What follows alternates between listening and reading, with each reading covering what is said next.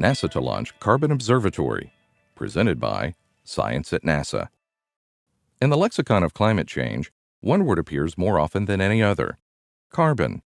Carbon credits, carbon emissions, carbon sequestration. These terms are on everyone's lips. The reason is carbon dioxide. According to the Intergovernmental Panel on Climate Change, CO2 is the most important driver of global warming.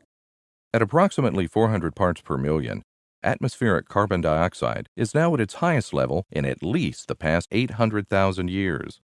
The burning of fossil fuels and other human activities are currently adding nearly 40 billion tons of carbon dioxide into the atmosphere each year, producing an unprecedented buildup in this greenhouse gas. NASA is about to launch a spacecraft to keep track of this critical carbon-containing molecule. The orbiting Carbon Observatory 2 is in final preparations for a July 1st launch from Vandenberg Air Force Base in California. Also known as OCO2, the polar orbiting satellite will provide a global picture of human and natural sources of carbon dioxide. Data from OCO2 will also be used to quantify carbon dioxide sinks, that is, places in the ocean and land which naturally pull carbon dioxide out of Earth's atmosphere for storage. Knowing what parts of Earth are helping remove carbon from our atmosphere will help us understand whether they can keep doing so in the future, says Michael Gunson, OCO2 project scientist at NASA's Jet Propulsion Laboratory. Although the mission is named OCO2, it is actually NASA's first spacecraft dedicated to measuring atmospheric carbon dioxide levels.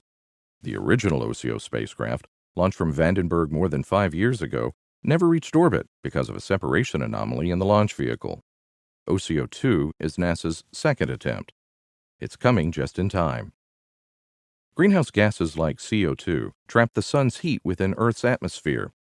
By maintaining habitable temperatures, the greenhouse effect is essential to life on Earth.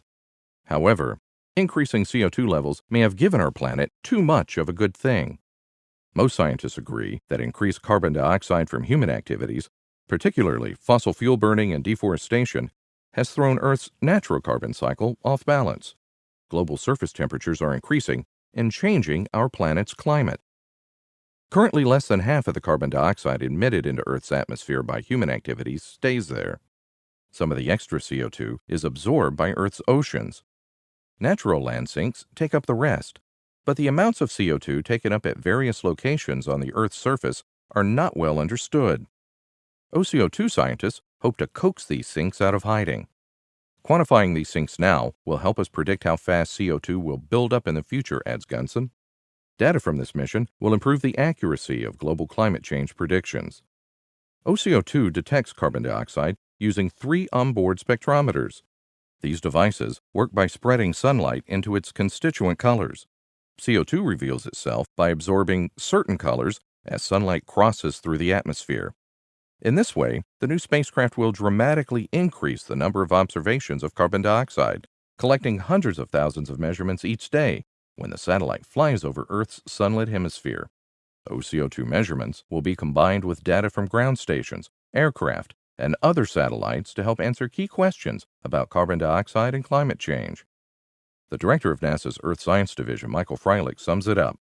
With the OCO2 mission, NASA will be making an important new contribution to the scientific challenge of better understanding our Earth and its future. For more news about carbon, on Earth and other worlds, stay tuned to science.nasa.gov.